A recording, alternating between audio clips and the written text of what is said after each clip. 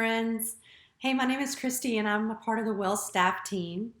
I'm excited to share a little bit of what the Lord has been teaching me lately as it relates to living on mission during this time.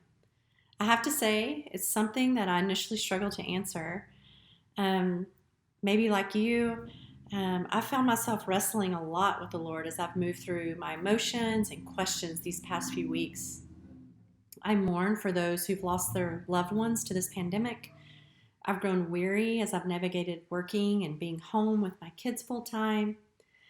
I've felt burdened for those who've lost their jobs and are unsure of how they will navigate this new reality without a steady income. I've worried for those serving too on the front lines. The list goes on.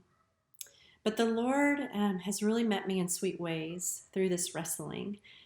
He's placed two central truths on my heart to remember. One, He is sovereign. And two, I can always come to Him. Matthew 11:28 says, "Come to me, all who are weary and burdened, and I will give you rest. Take my yoke upon you and learn from me, for I am gentle and humble in heart, and you will find rest for your souls." I know these truths, but I needed to be reminded of them. Just like I know what scriptures teach about living on mission. Jesus commands us to share the gospel, make disciples, love our neighbor, serve others intentionally. But I've struggled with what that looks like in these circumstances. My spheres of influence look different. My connection in general with people is a little less. I myself can get overwhelmed with the worry and anxiety of the unknown, and I have such a limited capacity. Can you relate to that? So how can I leverage my life for His glory during this time in these circumstances? And then I've sought the Lord on this question, and He has sweetly answered me by placing another reminder on my heart.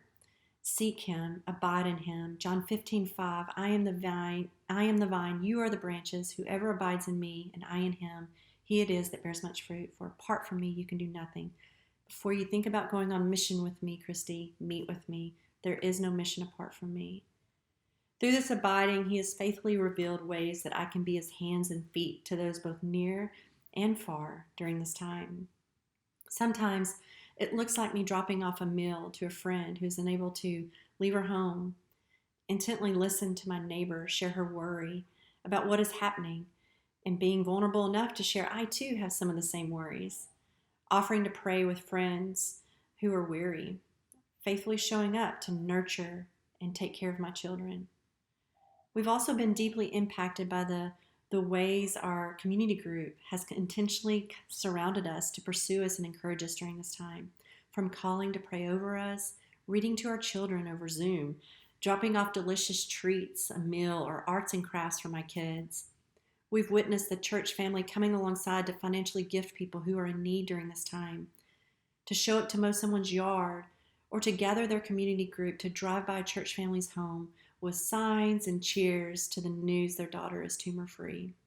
On and on, people are faithfully joining the Spirit as He prompts their heart to action during this time.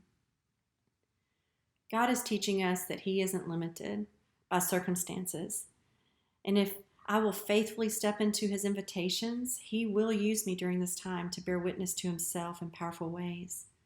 So I ask you today, what is the Lord revealing to you during this season? Are you abiding in Him? What truth or truths is He reminding you today? And how is the Spirit prompting your heart to move on mission with Him today? Let's abide in the Lord, friends. Listen to His voice and accept His invitations during this time, because He is going to leverage your life and mine for His glory.